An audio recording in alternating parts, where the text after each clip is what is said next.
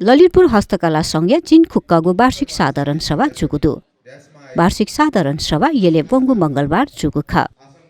ललितपुर हस्तकला संघ अध्यक्ष रमेश सिंह महर्जन सभा नायसी जुगु ज्याजोया उलेजा प्रतिनिधि सभाय सांसद प्रेम महर्जन यानादी गुख ज्याजोले सांसद प्रेम महर्जन नेपाल हस्तकला महासंघ अध्यक्ष प्रचण्ड साक्य बागमती प्रदेश हस्तकला संघ अध्यक्ष नवीन साक्य ललितपुर उद्योग वाणिज्य संघ अध्यक्ष Manoj Nyachhyon Lalitpur chamber of commerce अध्यक्ष पुष्परत्न साक्य लगायत ललितपुर हस्तकला संघ पिन्तु नाद्यछनादी गुख आज हस्तकला संघको 16औं वार्षिक साधारण सभा सफलताको शुभकामना दिन चाहन्छु र मुख्यतया हामीले ललितपुर हस्तकला संघ नामैले पनि हामी ललितपुर भित्रका हस्तकलासँग सम्बन्धित थुप्रै जुन उद्यमी र कारिगर र व्यापार र उत्पादन सबैसँग जोडिएर हामीले कुरा गर्ने हो भने साँच्चै ललितपुर एउटा ऐतिहासिक नगरी र हस्तकला नगरी र अझ सांस्कृतिक नगरीको रूपमा चिर परिचित भएको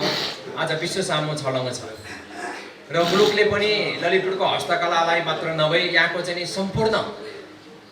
हाम्रो सम्पदाहरू हाम्रो जीवन्त सम्पदाहरू रहेको ठाउँ र अझ हामीले वर्ल्ड क्राफ्ट सिटीमा समेत जुन खालको एउटा प्रभाव जमेको छ र त्यसले पनि ललितपुरको एउटा हस्तकला नगरीको रूपमा अहिले जुन चिर परिचित भइरहेको छ। हुन त अहिलेको अवस्थामा हामीले हस्तकला महासङ्घबाट हुन त हाम्रो धेरै जसो ललितपुरमा धातु मूर्तिमा काम गर्नुहुने सम्पूर्ण धेरै जसो लगभग 90-95% भन्दा बढी साथीहरू यहीँ भएको हुनाले हामीले कलेक्टिभ ट्रेडमार्कको पनि हामीले पहल गरिरहेका छौँ र त्यसमा चाहिँ अब गुणस्तरको हिसाबले लेभल एउटा छुटाउने पनि हामीले कार्य गरेको हुनाले हाम्रो हुन त सम्पूर्ण ललितपुर स्टाफ हाम्रा ललितपुर हस्तकला सङ्घका साथीहरूलाई यसको लागि हामीले एउटा छुट्टै अन्तर्क्रिया कार्यक्रम गरेर अगाडि बढ्ने पनि जानकारी गराउन चाहन्छु भन्दाखेरि अहिले हामीले हस्तकला महासङ्घबाट हाम्रो ललितपुर हस्तकलामा विभिन्न कार्यक्रम हुन भइरहेकोमा यहाँहरूलाई चाहिँ हामीले सबै कार्यक्रमहरूमा सघाइरहेको र हाम्रो सहकारी गर्दै अघि बढिरहेको पनि यहाँसम्म चाहिँ जानकारी गराउन चाहन्छु। यो वर्ल्ड क्राफ्ट सिटीमा चाहिँ 35औं यो क्राफ्ट नगरीको रूपमा रहेको छ। त्यस भएको कारणले गर्दाखेरि पनि ललितपुर हस्तकलाको यहाँ विशेष भूमिका रहन्छ र यो क्षेत्रलाई चाहिँ नि हामीलाई चाहिँ यो जुन क्राफ्ट सिटीलाई चाहिँ कन्टिन्युटी दिनको लागि चाहिँ विशेष उहाँको भूमिका ललितपुर हस्तकलाको चाहिँ रहन्छ भन्ने कुराको लागि विश्वास रहेको छ र ललितपुर हस्तकला सङ्घ यस कार्यमा उहाँहरू एकदमै चाहिँ अग्रसर हुनुहुन्छ र उहाँहरू चाहिँ क्रियाशील हुनुहुन्छ। कोरोना पछि बिस्तारै उब्रेको यस ललितपुरमा हस्तकलालाई धेरै नै समस्या परेको हामी ललितपुर उद्योग सङ्घ र हस्तकला सँगसँग मिलेर थुप्रै कार्यहरू पनि गरेका थियौँ। कोभिडको समयमा पनि हामीले हस्तकला सङ्घ ललितपुर उद्योग सङ्घ थुप्रै मिलेर काम गरेको थियो। अहिले तालिमको कार्यक्रम भयो थुप्रै अघि हाम्रो अध्यक्षज्यूले भनिसक्नु भएछ ललितपुर उद्योग सङ्घ र हस्तकला सङ्घ मिलेर नै काम गरिरहेको अवस्था छ। आज धेरै कुरा चाहिँ भन्नु थियो हाम्रो यो चाहिँ मेन स्थानीय सरकारबाट धेरै नै हाम्रो ललितपुर क्षेत्रलाई हस्तकला सम्बन्धी धेरै कुराहरू थियो तर आज हाम्रो महानगरपालिकाको उपस्थित रहेन। यसमा चाहिँ थुप्रै समस्याहरू हामीले स्थानीयलाई उठाउँदै थियो तैपनि हाम्रो आज माननीयजी हुनुहुन्छ उहाँले पनि पक्कै पनि उठाइदिनुहोस् ल। ललितपुर हस्तकला सङ्घको जुन 16औं वार्षिक वर्षको उपलक्ष्यमा यहाँको यो अधिवेशन सुखमय होस्, राम्रो होस्, सफल होस् र तपाईँहरूले यस अधिवेशनबाट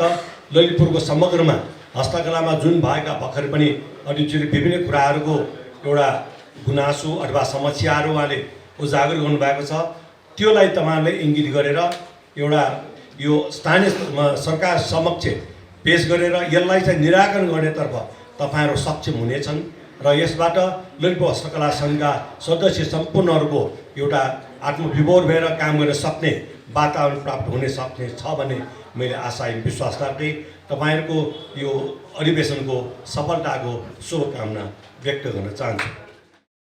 ज्याजोले ललितपुर हस्तकला संघ अध्यक्ष रमेश सिंह महर्जन, कोषाध्यक्ष राकेश बज्राचार्य संघ गतिविधि बारे जानकारी दिएको छ। ललितपुर जिल्ला 382 वर्ग किलोमिटरमा फैलिएको छ। ललितपुर हस्तकला सङ्घ कलाकार, कारिगर, उद्यमी र व्यवसायीहरूको समष्टिगत विकासको लागि लोपोन्मुख कलाको संरक्षण, स्थानीय जनजीवन र लोक संस्कृतिमा आधारित हस्तकला पशुको विकास एवं नयाँ पुस्तामा सिप हस्तान्तरण तथा विभिन्न विधामा सिपमूलक तालिम दिने उद्देश्यका साथ ललितपुरको मौलिक परम्परा तथा संस्कृतिलाई जीवन्त राख्दै हस्तकला उद्योग व्यवसायको विकास एवं संवर्धन तथा प्रबन्धन गर्ने उद्देश्य लिई 2062 साल असार 27 गते विधिवत रूपमा स्थापना भएको थियो। यस क्रममा सङ्घलाई आजको अवस्थासम्म ल्याउन पूर्व अध्यक्ष तथा सदस्य महानुभावज्यूहरूबाट पुर्याउनु भएको सहयोग स्मरणीय रहेको छ। खास हाम्रो हस्तकला नगरीलाई चाहिँ नि सरकारले चाहिँ नि नहेरेकै नै हो। यसलाई चाहिँ नि जुन हाम्रो रोजगारी 12 लाखको चाहिँ नि अवस्था आइरहेको छ, तर पनि हामीलाई चाहिँ नि बिना ढिलो लोन, सोलिड लोन उपलब्ध गराएको छैन। यसको लागि पनि हामी सरकार समक्ष जोरदार माग गर्दछौँ। अब अन्तमा म हाम्रो